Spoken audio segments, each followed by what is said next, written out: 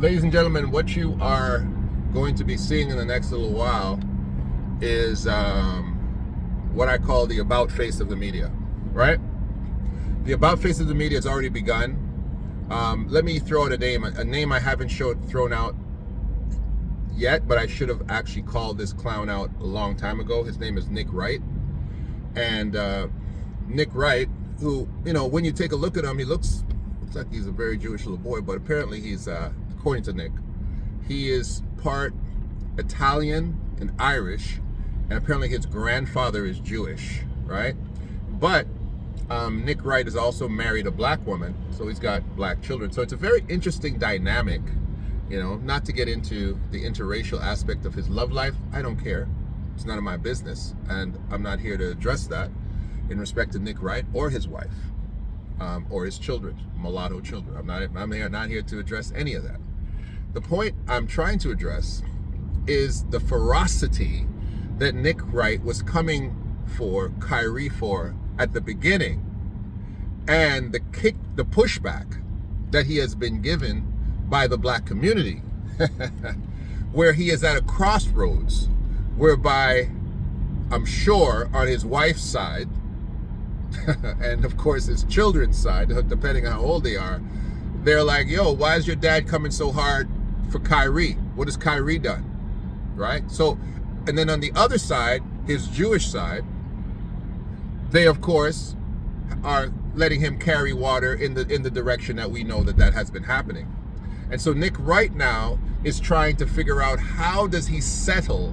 And this is the overarching conversation, which is what I call the media about face.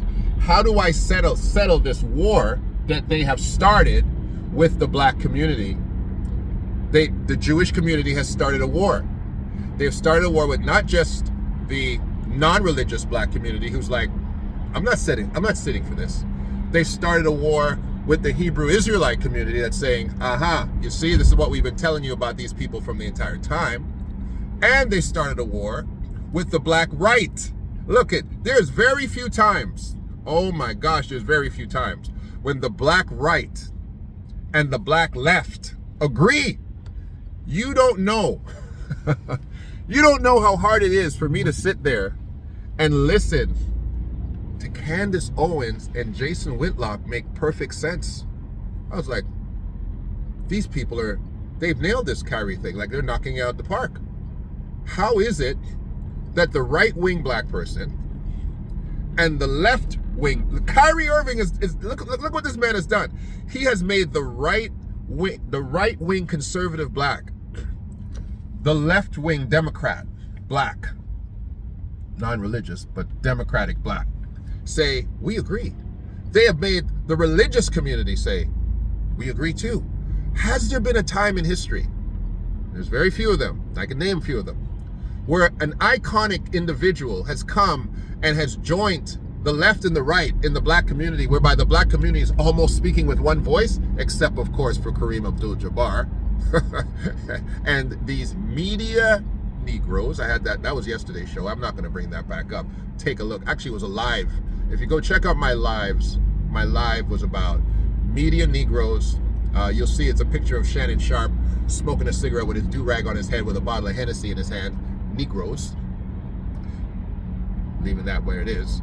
But there's been a very few times in history where the black left and the black right have sat firmly on an issue and said, this right here, this is ridiculous. This is ridiculous. Not only have we said it's ridiculous as a matter of policy, we have now said it's ridiculous as a matter of our ethnicity. Let me tell you something. Black people know this, and for those who now are on this page, and again, I thank you very much for those who have subscribed from all walks of life, from all ethnicities. I thank you very much. I went from 900 followers or subscribers, I keep calling followers, to about 2,500 in one day. And I was waiting about 3 months to get to 900, to be honest, to get to 1,000. But this is what I would like to say. It is very new that the black community works together on an issue.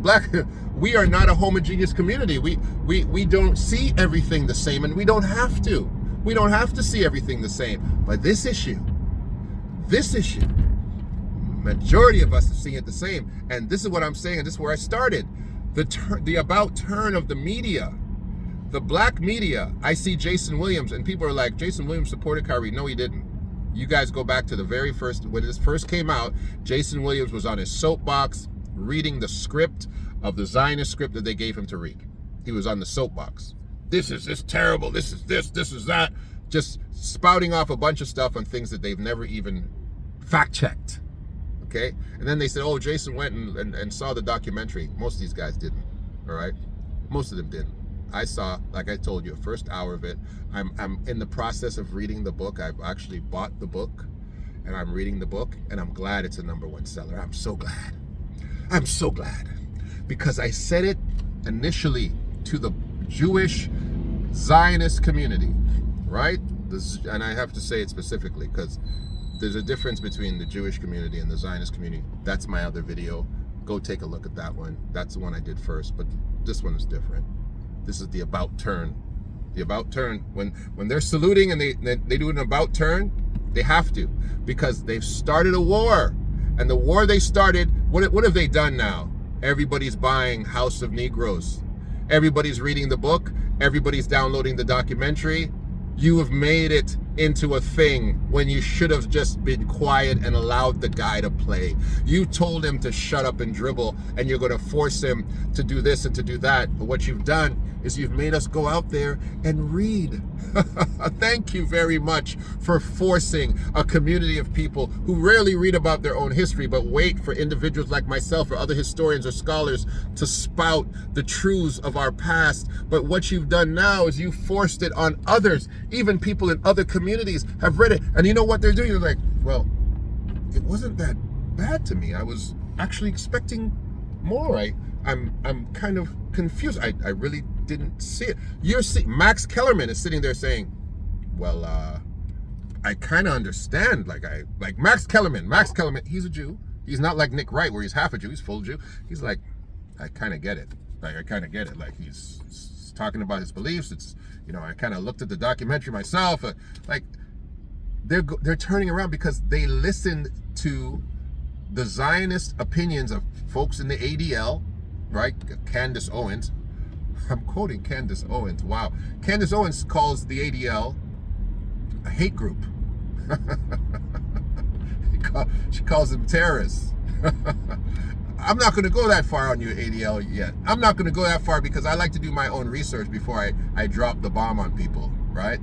I know they're a Zionist organization, and Zionism to be is terrorism.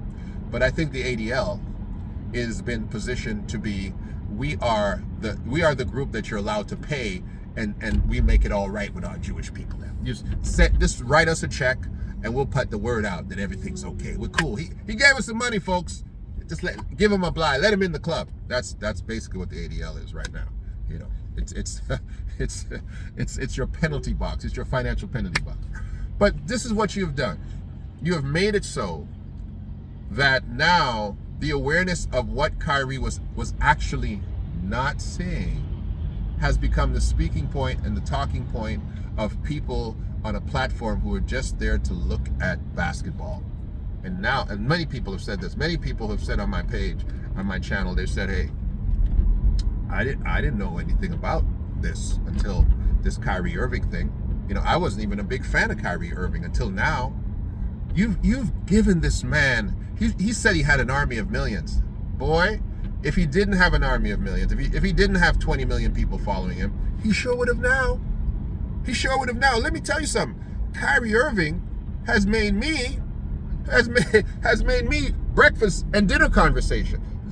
How has Kyrie Irving affected me? Me talking about Kyrie Irving has doubled my social media following. Just little old me, little old nobody me, little old nobody who can't even monetize his YouTube me, because it thinks I'm in Cape Verde and I can't get this doggone thing. I think I have to tell everybody I'm in Canada. But so that's Kyrie has affected. He's potentially affected my bottom line on just him standing up for himself. Imagine the ripple effect, the butterfly effect that's taking place around the world out of individuals who are saying, this isn't right. This isn't right. Free Kyrie Irving. Free Kyrie. This isn't right. You think, and this is where I was telling you people, because I'm a basketballologist. You guys are, oh, you're the basketballologist. I'm the prophet of the hardwood. Oh, you get stuff wrong. Yeah, I get stuff wrong sometimes about that, but not about history. You have made him a martyr. Dummies, don't you understand? That's what you did with Jesus too. You made him a martyr.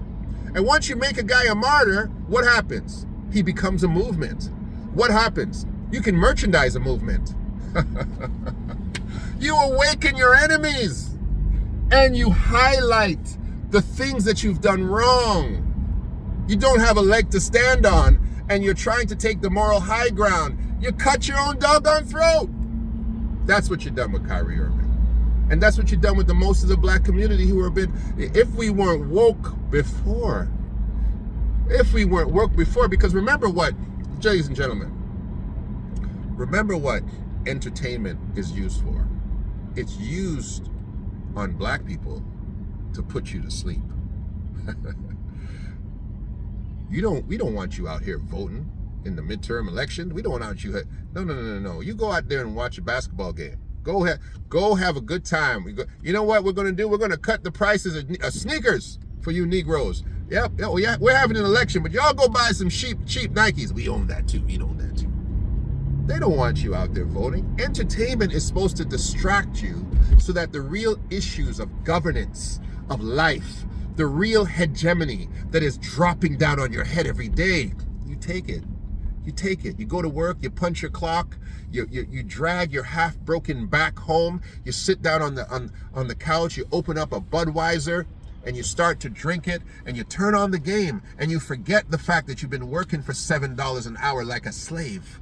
That's what it's supposed to do. But that's not what it's doing now. Now we ain't watching it. Now we don't want to look at it.